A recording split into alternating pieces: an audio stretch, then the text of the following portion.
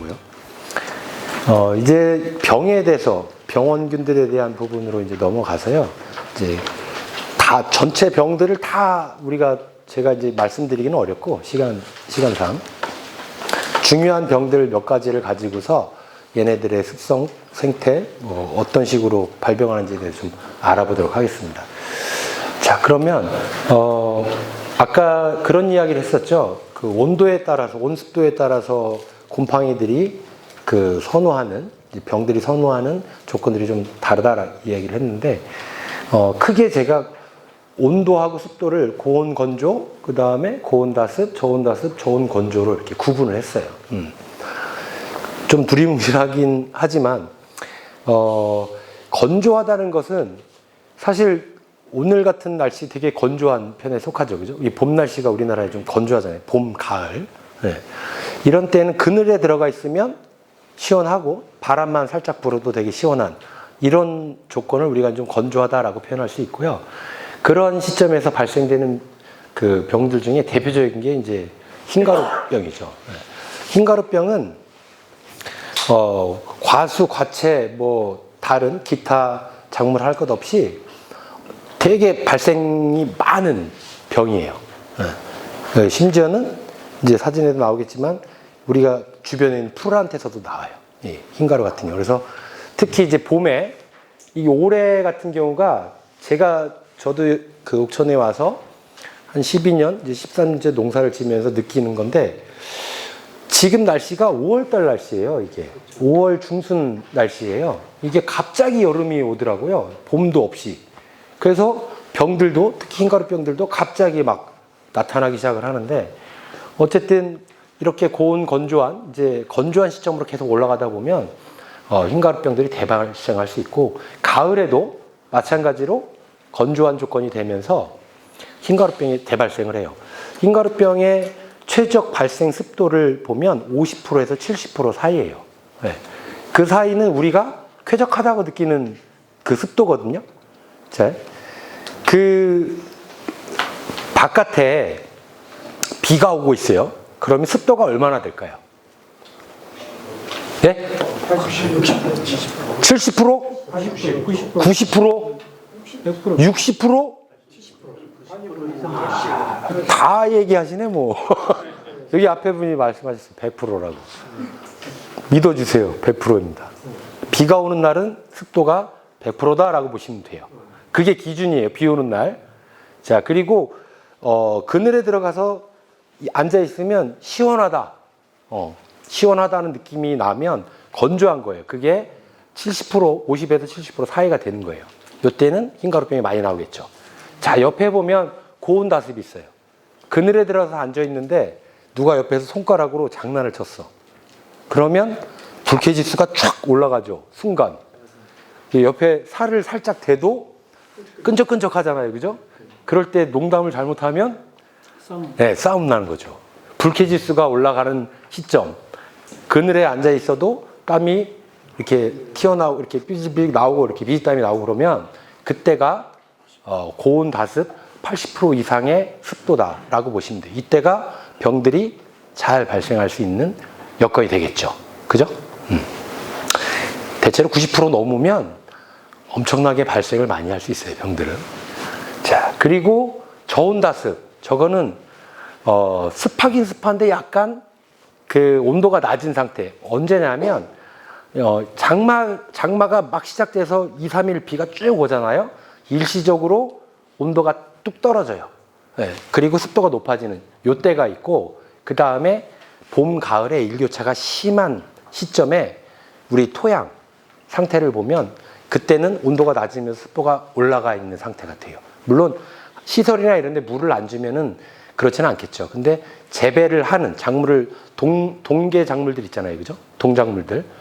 뭐 상추나 이런, 뭐 배추도 그렇고, 이런 게 자라고 있는 그 상태, 그 토양은, 저온이면서 다습한 조건이다라고 이야기할 수 있어요. 그래서 거기에 맞게 구분을 좀 해놓은 거예요. 병의 팀도. 그래서, 보통 이제, 6월 한 하순 정도 되면, 탄저병들은 이미 쭉 이렇게 그 공기 중에 날아다니고 있어요. 그래서 제가 이제 원래 연구소가 예전에 이제 회사 다닐 때 괴산에 연구소가 있었어요. 거기가 이제 고추를 엄청나게 많이 하세요.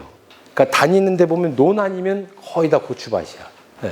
그래서 이제 조사를 쭉 나가보면 7월 한 15일 정도 되면 제가 눈으로 이 병이 왔다라고, 탄저가 왔다라고 확인이 돼요. 네. 그러니까 그로부터 훨씬 이전에 이미 감염은 된 거야. 네. 그래서 그 탄저 같은 경우 이따도 얘기하겠지만 보통은 6월 중순, 장마 직전부터 방제가 들어가기 시작해야 된다라는 거예요. 물론 영동은 괴산하고 영동 비슷할 것 같아요. 그 괴산도 준고랭지 비슷해요.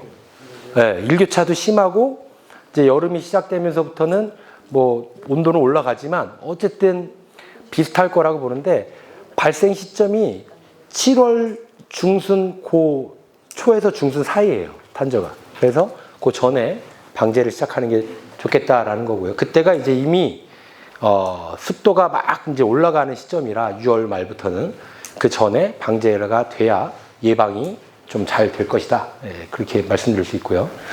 자, 그 다음에 이제 청고병 같은 경우는 뭐 예전에 보면 5월 중순 되면 이 정도 날씨인데 아침에 온도가 조금 더 높아야 되겠죠. 그러니까 한낮의 온도가 거의 25도, 30도 이렇게 되면 얼마 전에 30도였죠? 며칠 전에, 그죠? 깜짝 놀랐어요, 저도. 이러다가. 그 정도 되면 노지에서도 청고가 나오기 시작하고요. 시설에서도 그 무렵에 청고병들이 나오기 시작을 해요. 고추를 심은 곳에서는. 그래서 그때 조건이 어쨌든 온도가 올라가면 습도가 높아지는 시점이다라고 보시면 되고, 자, 저 저온다습증에서는 가장 심한 게 이제 봄에 잿빛곰팡이 같은 경우가 아주 잘 발생들을 하고 여러 작물에서, 그리고 균핵병들도 아주 많이 발생을 해요. 근데 쟤들은 봄하고 가을에 사실 좀 더 많이 발생을 하는 그런 양상을 보이고요. 이 밑에 있는 역병이랑 녹균병 같은 경우는 특히 이제 역병 쪽을 보면 장마철에 역병들이 심하죠, 그죠? 근데 봄, 가을에도 줄기역병으로 그 고추나 토마토에서도 많이 발생들을 해요. 네. 노균 같은 경우는 예를 들어 지금 포도 하시는 분, 한 분, 두 분, 네 분, 많으시네. 포도 같은 경우도 이파리가 거의 끝까지 간 상태에서 봄에 녹균병들이 발생을 시작하죠. 우리 가을에도 나와요. 네, 봄, 가을로 나오긴 해요. 습도가 올라가고 온도가 낮을 때. 이게 딱 그때가 이제 일교차 심한 때가 봄, 가을이니까 이때가 발생이 아주 잘 되는 병들이다라고 보시면 되고요. 아까 이야기한 대로 흰가루병 같은 경우는 봄, 가을, 녹병은 가을에 주로 많이 발생을 해요. 근데 아마 녹병도 봄에도 나올 수도 있을 것 같아요. 네. 자, 이제 다시 하나하나 이제 좀 자세히 짚어보면 흰가루병이 있죠, 이렇게, 그죠? 네. 여러 작물에 가죠. 이제 뭐 토마토에도 가고, 여기는 이제 오이, 토마토, 고추, 그 다음에 방울토마토 이런 데도 많이 발생을 하고, 그리고 요게 이제 제가 재배했던 포도인데요. 지금은 없앴어요. 너무 힘들어서. 근데 요거 말고 이제 밑에 걸 이제 재배를 하고 있는데, 보시면 요게 5월 초 사진이에요. 이게 뭔지 아세요? 이 풀? 예? 인삼? 이거 다 알아요. 모르는 사람 없는데. 일명 도깨비 풀. 이게 딱 어렸을 때 이렇게 막 따가지고 던져서 막 그렇게 친구들 괴롭히고 했죠. 그죠? 예, 저는 괴롭히진 않았습니다. 근데 가막살이라고 해요. 가막살이. 예, 저거 뭐 술 담궈서 드시는 분도 있어요. 약으로. 자, 그 다음에 밑에 보면 뭔지 아세요? 머위요? 이름은 아직 촌에 오래 안 사셨구나. 괭이밥이라고 해요. 괭이밥. 네. 자, 보면 하우스 안팎에 풀들이 있어요. 이제 제가 몇 가지를 더 이야기를 해볼게요. 흰가루에 잘 걸리는 질경이. 네. 질경이는 아시죠? 민들레 아시죠? 그 다음에 씨앗똥. 이거 모르시죠? 이거 쌈 싸 먹는 건데. 이렇게 대가 붉게 올라오고요. 이파리가 민들레 잎처럼 이렇게 톱날처럼 생겼다 그러나 이렇게 돼가지고 봄에 뚝 따면 하얗게 유액이 나와요. 근데 아니 쓴바귀 말고요. 쓴바귀 잎하고 비슷하긴 하겠죠. 네. 씨앗동 찾아 검색해 보시면 알아요. 아 이거구나 그러실 거예요. 그 다음에 소리쟁이. 소리쟁이 아시죠? 논두렁에 많이 나오죠. 얘들이 다 흰가루에 취약해요. 근데 저는 이제 시설을 하고 있으니까 물론 노지도 있지만 시설을 하고 있는데 저 바깥에 풀들이 흰가루들이 보여요. 하우스로 들어오면 안 보여. 그러면 바깥에서부터 시작이 되잖아요. 그러면 나중에 되면 하우스 바닥에 있는 이 괭이밥하고 이 가막살이 잎에 붙기 시작해요. 씨앗동에도 붙고. 그러면 이때는 늦은 거야. 근데 만약에 이때 이파리가 없다. 우리 작물에 이파리가 없다 그러면 안 늦은 거예요. 근데 이파리가 이제 본엽이 나오기 시작했다 그러면 미리 방제를 해야 돼요. 요때. 그러니까 주변에 있는 풀들한테서 힌트를 얻어서 아, 지금 방제할 시점을 알려주고 있구나라고 알아봐야 되는 거죠. 저는 이제 이걸 그냥 지표식물이다라고 표현을 하는데 원래 지표식물의 의미는 따로 있어요. 근데 방제 적기를 알려주는 우리 풀들이다라고 이야기를 합니다. 되게 많아요. 아까 이야기한 것처럼 몇 가지나 돼요. 그래서 우리 밭 주변에 바깥에 있다. 거기서 보인다 그러면 아 지금 흰가루가 대발생하고 있구나. 지금 엄청나게 생기고 있어요. 건조해서. 네. 그래서 방제를 해야 되고 저도 어제 방제를 한번 하고 왔습니다. 네. 이미 이렇게 열매 붙어버리면 뭐 끝나는 거고요. 그래서 제가 이제 어떤 식으로 방제를 하냐면 유황제제를 저는 주로 쓰는데 제가 귀농하기 전에 퇴사하기 바로 전에 이렇게 이제 만들어 놓고 나온 제품이 있었어요. 그래서 그걸 가져다가 지금 방제할 때는 바닥에 뿌려요. 작물채 직접 안 닿게. 왜냐하면 제가 지난주에 보니까 저희 하우스가 44도 찍더라고요. 일중인데 투광률이 좋아서 그런지 온도가 높았어요. 그래서 그런 시점에서 화학제제를 이렇게 연면 시비하거나 그러잖아요. 그럼 타버려요. 그 바닥에다가 간접살포 하거든요. 근데 간접살포를 하면 어차피 이 황제품은 빛하고 만나면서 가스를 발생시켜요.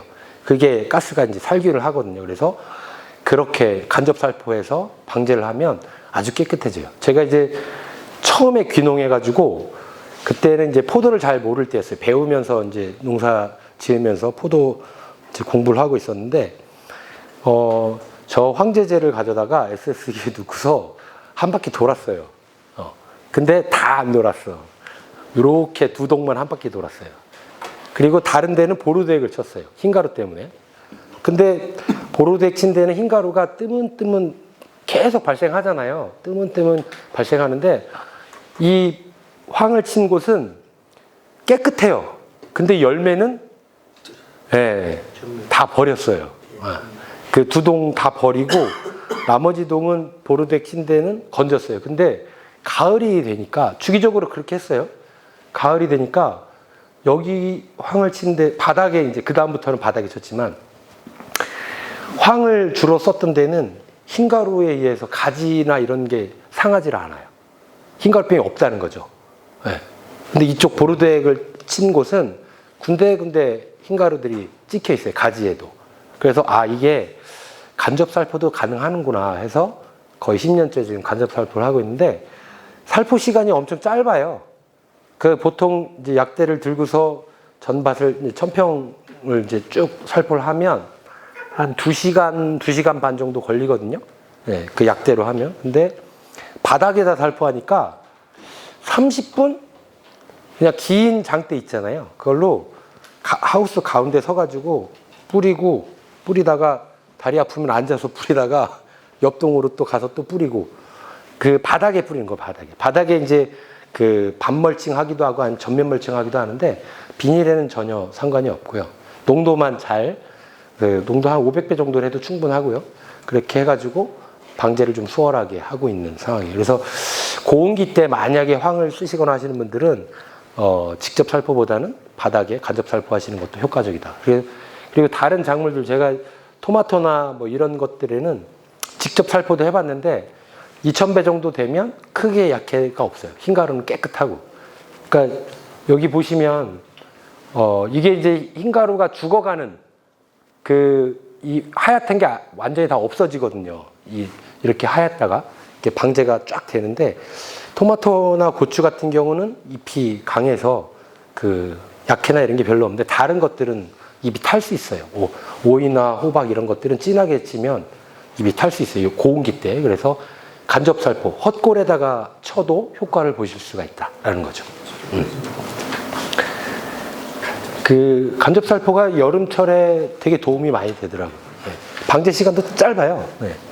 자, 그 다음에 이제 고추 쪽인데, 보시는 것처럼 이렇게 진행됐을 때는 벌써 뭐 7, 8월이죠. 그죠? 네.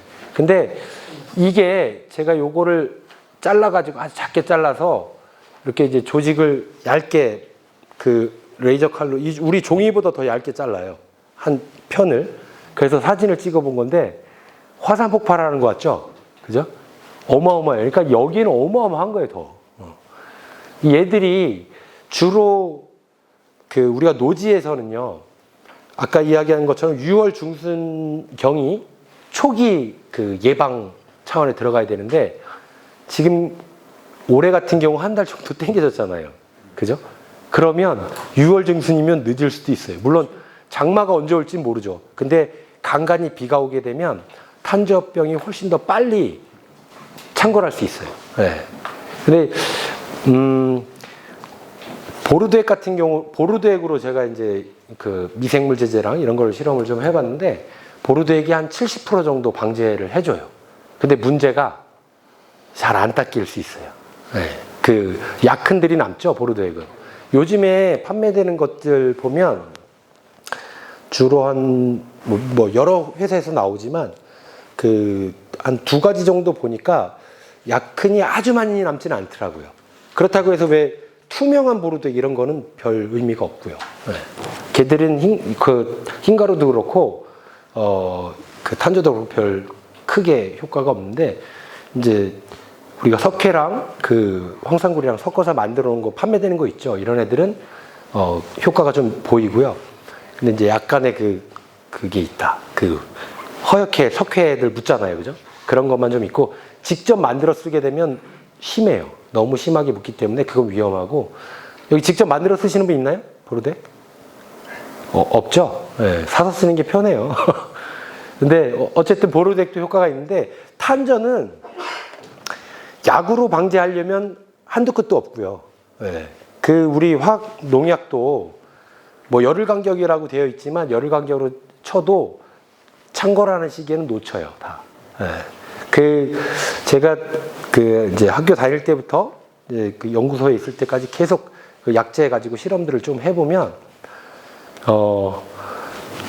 예방을 먼저 이렇게 일찍 방제를 시작하지 않으면 거의 다 놓치더라고요. 아무리 약효가 좋고 농약도 그렇고 치료제도 그렇고. 그래서 올해 같은 경우는 조금 서둘러서 그러니까 5월 말이나 6월 초에는 시작을 하셔야 예방을 충분히 할 수 있다라고 보고요.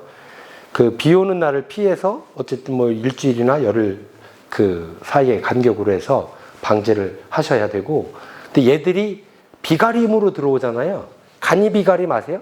우리 왜 포도들도 간이비가림 하잖아요. 그죠?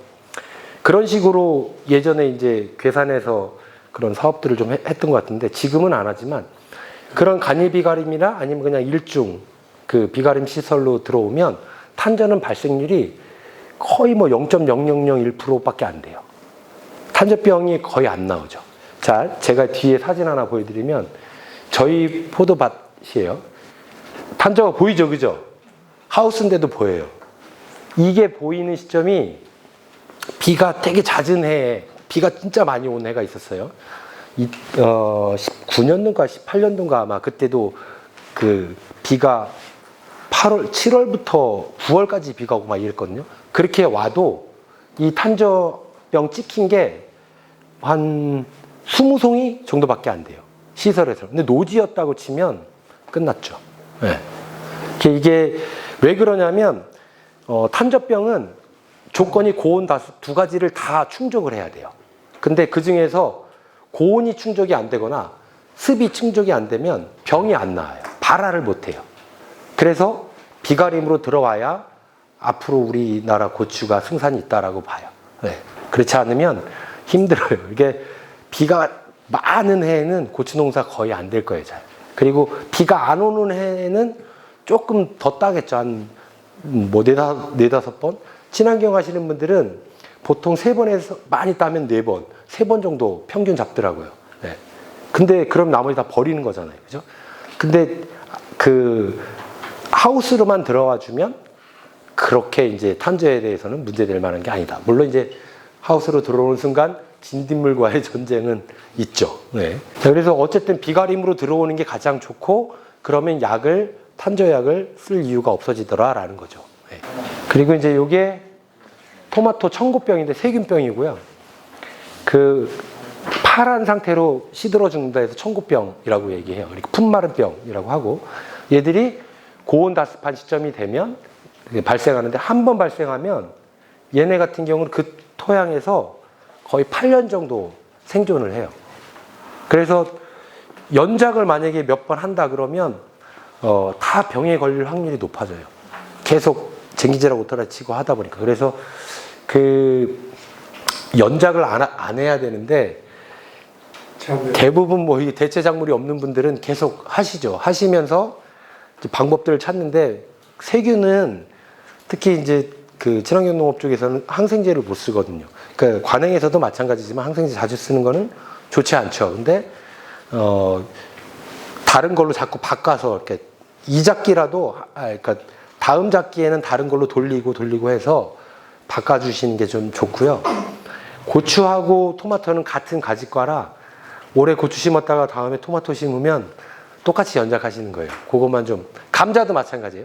네. 감자도 가지과라 돌려 짓는 데는 서로 좋지 않다. 그리고 얘들이 많이 나오는 토양들은요, 물이 안 빠지는, 잘 안 빠지는 지른 토양들 있죠. 이제 식질 토양이라고 하는데, 이 가지과들은 가장 중요한 게 배수예요. 얘들은 마사 토양에서 키우잖아요. 마사가 있는, 또는 물이 그냥 쭉쭉 빠지는 밭이다 그러면 청고병이 잘 안 나와요. 침수 안 되고 물이 잘 빠지면 웬만한 작물들은 다 잘 돼. 그게 이따가 역병할 때 한 번 더 얘기하겠지만, 그 배수가 잘 되도록 이랑을 좀 높여야 돼요. 네. 그렇게 심어야 그 배수가 안 되는 그 과습에 의한 그 병의 확산을 좀 막을 수 있고요. 네. 어쨌든 한 8년 정도 살아남습니다. 요거는 이제 또 토마토가 나서 그런데, 요거는 황화 바이러스라는 게 있어요. 이게 몇 년 주기로 대발생을 많이 하는데, 물론 육묘장에서 묘가 잘못 오는 경우가 대부분이에요. 병에 걸린 애들이 오는 경우가 대부분인데, 우리 밭에 와서도 그 온실가루이기 때문에 이게 많이 퍼져나가요. 온실가루이는 오이나 이런 그 토마토나 또는 뭐 참외 뭐 이런 데 엄청 많이 생기거든요. 그러니까 초기에 얘들을 온실가루이를 방제를 해야 바이러스 확산을 막을 수 있다라는 그런 얘기입니다. 네. 자, 그리고 잿빛곰팡이를 보시면, 잿빛곰팡이는 이렇게 그 과경이라고 하죠. 이렇게 해서 들어가는 경우도 있고, 오이처럼 밑에서 들어가는 경우도 있고, 딸기처럼 전면적으로 그냥 막 발생되는 애들 있죠. 얘들이 이제 저온 다습에서 많이 발생되는 애들인데, 노지에서는 잿빛곰팡이를 방지하기가 좀 쉽지 않아요. 이제 약재 방제 쪽으로 가는 게 맞는데, 만약에 시설이라고 하면 제일 중요한 게, 아이고, 그 사진이 빠졌네. 아시겠지만 팬을 이용하시면요, 우리가 이제 개화 때가 됐을 때 비가 많이 오거나 일교차가 심해지면 잿빛곰팡이로 많이 이제 고생들을 하시고 화진이 오고 그러는데, 첫째는 뭐 바닥 전면 밀칭은 다 하실 거고, 두 번째 팬을 사용하는 시점이 되게 중요한데요. 포도 하시는 분, 네네네, 팬 있으세요 밭에? 없어요. 선생님은요? 안 했습니다. 안 했어요? 없어요? 잿빛곰팡이 그냥 약으로 방지하세요? 예. 팬을 쓰시면은요, 이제 개화 때 저는 이제 저녁 때 틀고서 퇴근했다가 아침에 천창 열리기 전에 그걸 끄거든요. 그러니까 밤에만 돌아가요. 밤에만. 그 다른 곰팡이들도 마찬가지지만 습이 정체되는 곳에서 그 잿빛 곰팡이가 대발생을 해요. 네. 그래 이게 바람을 돌려주면 건조가 유지돼요. 건조한 상태가 돼요. 우리가 장마철에 이렇게 이제 빨래를 하고 나서 그 거실에다 밖에 비가 오니까 못 널잖아요. 근데 그냥 두면 한 3일 정도 걸릴 거예요. 빨래 마르는데. 근데 선풍기를 틀면 훨씬 더 빨리 말라요. 물론 이제 눅눅한 냄새는 좀 나죠. 나기는. 이게 바람이 그런 역할을 해줘요. 건조를 시켜주기 때문에 팬을 쓰게 되면 막을 수 있는 병이 엄청나게 많아요. 녹균병도 그렇고 잿빛 곰팡이도 그렇고. 예. 약은 있어요. 친환경농업 쪽에서도 그 트리코데마라고 하는 곰팡이가 있어요. 이 트리코데마는 곰팡이를 죽이는 곰팡이에요. 그러니까 곰팡이한테 그 우리가 병으로 알고 있는 잿빛 곰팡이나 균핵병 또 모잘록병 이런 애들을 감아 죽여요. 그런 곰팡이가 있어요. 그런 약이 있는데 걔들보다도 팬을 틀어놓으면 훨씬 더 그 방제 효과가 커요. 잿빛 곰팡이 같은 경우. 그래서 팬을 좀 활용을 좀 해주시면 딸기 같은 경우도 이제 동작물이잖아요, 그죠? 근데 지금 보면 여기 팬 달아놨잖아요, 그죠? 이제 포도밭 같은 경우는 어깨 위치에다 다는 게 제일 좋고요. 연동 같은 경우는 이 까치발 있죠? 거기다 다시면 제일 좋고요. 작물한테 직접 안 닿게 방향을 밑으로 하든 아니면 아예 위로 하든 그런 식으로 달아놓는 게 좋고요. 이 딸기밭이 귀농하신 분이 이제 시작했던 건데 귀농 1년 차에 좀 문제가 있었어요. 옆집에 그 어르신 말을 듣고서 했다가 다 갈아엎었어요. 그 다음에 이제 제가 있는 이제 회사로 찾아와가지고 이러이러한 문제가 있었다고 얘기하면서 다시 도전할 건데 그 다음에 어떻게 하는 게 좋겠냐 해서 이제 제가 이 집에 몇 번 왔다 갔다 하면서 컨설팅을 좀 해드렸는데 처음에 이분이 첫 해 재배했을 때 이 가장자리에서는 못 따요. 잿빛 곰팡이 때문에. 그리고 가운데로 오면 흰가루 때문에 못 따는 게 또 많아요. 네. 그러니까 농약을 쓸 수는 있는데 이제 겁나는 거죠. 이게 농약을 써도 되는지 안 되는지 막 이런 것도 모르시니까. 그래서 저는 이제 유기농 쪽으로 이렇게 하다 보니까 약을 하지 않고 하는 방법들을 알려드린 거죠. 그 중에 하나가 뭐냐면 이거예요. 여기랑 여기 팬을 2개를 달았는데 원래 8개를 달으려고 얘기를 했어요. 근데 이분이 이게 5동이 있거든요. 그러니까 단동 5개가 있어요. 네. 하나 200평씩, 그러니까 1000평이죠. 근데 첫 해 망하고 두 번째 이제 제가 가서 이제 이야기하면서 요거 뭔지 아시죠? 사과하시는 분은 아실 건데. 네, 반사필름이에요. 그리고 팬 2개 다른 게 끝이에요. 요 2가지가 어떤 역할을 해줬냐면 이 팬 때문에 이 양쪽의 잿빛 곰팡이가 거의 90%가 줄었어요. 그러니까 발생률이 한 10% 내외. 안 생기진 않아요. 흰가루도 별로 없고. 그리고 반사필름으로 인해서 이 가장자리 생육이 엄청나게 좋아져요. 이렇게. 네. 그러니까 광량을 좀 늘려준 거죠. 네. 광질은 좀 뭐 산란광이기 때문에 떨어질 수는 있지만 광을 좀 많이 받게 하고 이거를 팬을 설치해서 밤에 돌리게 해가지고 흰가루병하고 잿빛 곰팡이를 막는 네, 그런 상황이었던 거죠. 별거 아닌데 포도도 똑같아요. 그래서 포도 제가 처음에 이제 왔을 때는 유럽종은 그 몇 년 있다 시작을 했고 캠벨을 했었어요. 근데 캠벨이 6월 중순이 되면 이제 무가온이었거든요. 6월 중순 되면 이제 착색이 시작돼요. 그러면서 갈반병이 와요. 이게 잎이 떨어지죠. 갈반병. 그래서 얘들도 고온 다습이거든요. 갈반병도. 그래서 바닥에 멀칭을 일단 계속 유지를 하면서 팬을 틀었어요. 네. 그러고 나서는 갈반병 발생률이 거의 없었죠. 네. 잿빛 곰팡이는 팬을 통해서 방제를 좀 할 수 있다라는 거고요. 그다음에 이제 역병 쪽인데요. 이 역병은 장마철에 나오는 역병이고요. 옆에는 지금 사진이 좀 잘 안 나왔는데 줄기역병이라고 또 있어요. 시설에서도 나와요. 시설에서 나오는 거는 봄, 가을. 그 다음에 이거는 노지에서는 6월달, 6월 장마기. 그러니까 보통 장마가 시작되면 한 2, 3일 정도 비가 오죠. 그러면 그때 온도가, 토양의 온도가 약 18도에서 20도 정도 사이로 뚝 떨어져요. 이때가 역병균들이 전년도에 그 감염돼 있던 뿌리나 이런 데에서 예, 요렇게 주머니를 만들어요. 포자 주머니를 만들고 포자를 만들어서 분출을 시작해요. 예. 그러니까 이게 순식간에 감염되기 시작합니다. 그래서 이 역병이 자주 발생되는 그런 토양에서는 작물을 좀 바꿔주셔야 돼요. 우리가 사람이 그 작물을 선택하잖아요. 그죠? 근데 원래 반대예요. 이 땅에서 잘 되는 작물을 우리가 받아들여야 돼요. 제가 왜 이런 얘기를 하냐면 1년에 이제 역병 시험을 매년 두세 포장을 가지고서 했었어요. 그러니까 여기저기 떨어뜨려 가지고. 근데 그 연구소 앞에 있는 그 포장은 그 황토질의 질땅이었어요. 근데 거기서 이제 역병 실험을 하다 보면 역병이 순식간에 막 번져요. 그래가지고 지나가신 동네 한 가운데 이제 시험 포장이 있으니까 지나가시는 어르신들이 그렇게 손가락질을 하시는 거예요. 뭐 연구한다고 하면서 다 죽인다고. 그래가지고 제가 한 3년 스트레스를 받고 나니까 못 하겠더라고요, 거기서.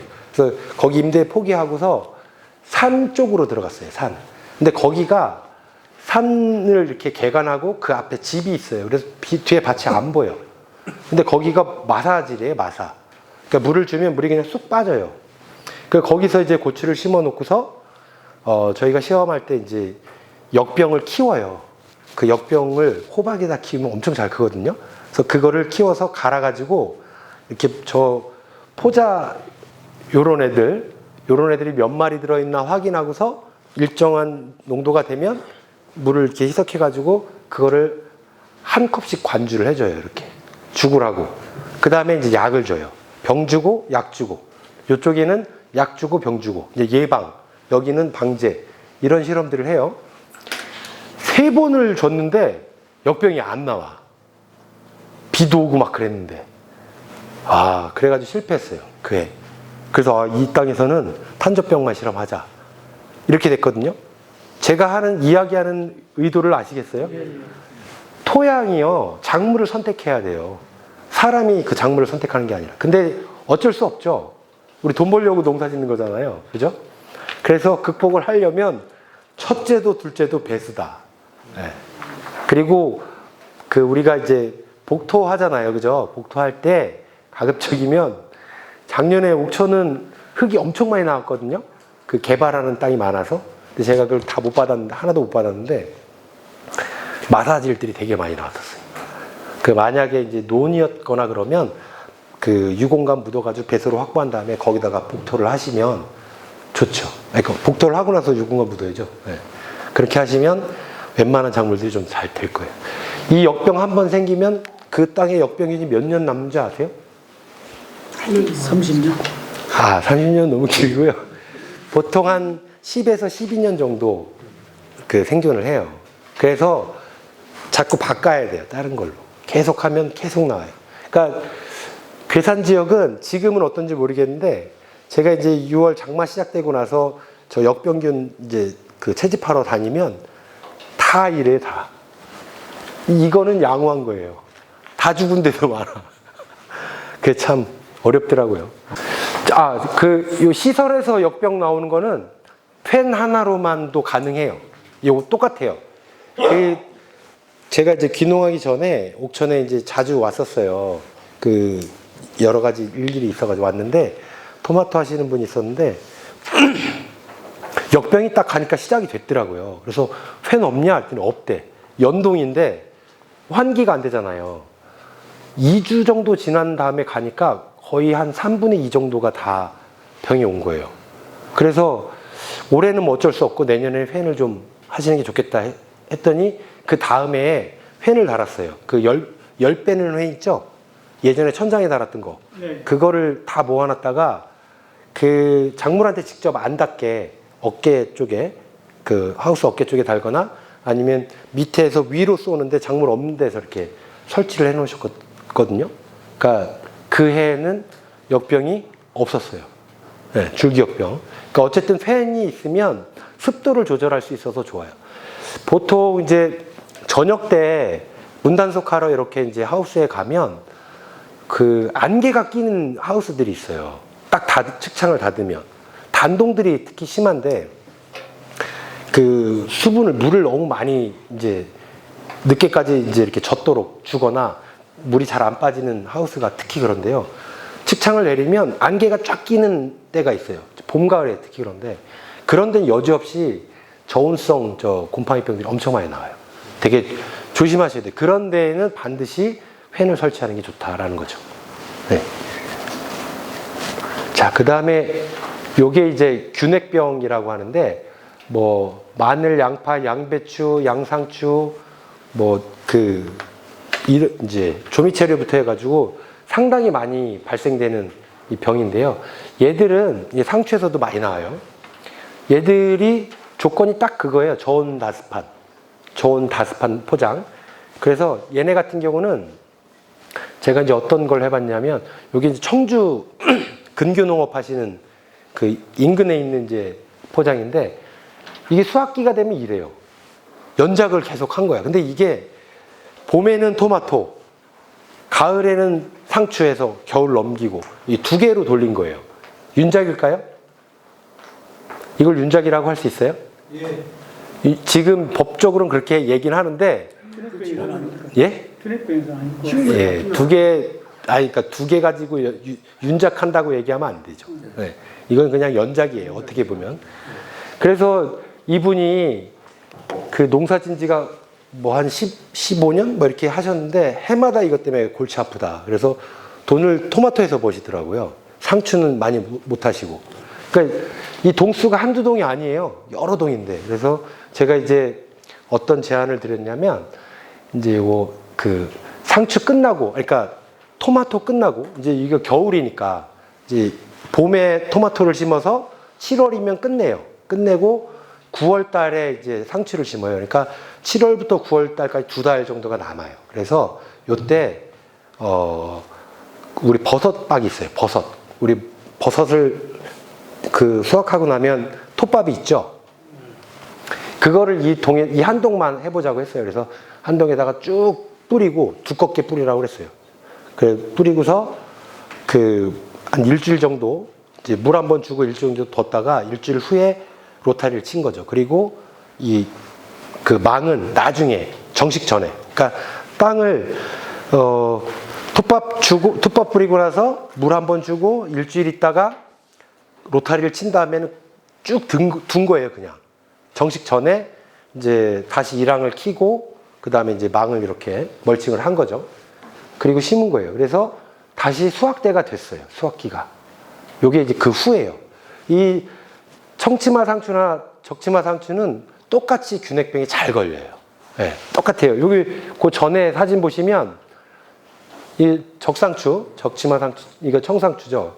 이게 이제 똑같이 잘 걸리는 애들인데 톱밥을 넣고 나서 그 다음에 수확기가 되었는데 모습이 다르죠. 그죠? 이게 어떤 거였냐면 이 뒤에 보시면 요게 트리코데마라고 하는 곰팡이에요. 요게 이제 버섯 박이고요. 예전에 제가 이제 성주 기술센터에서 실습했던 사진인데 톱밥을 구해가지고 여름이었거든요. 이렇게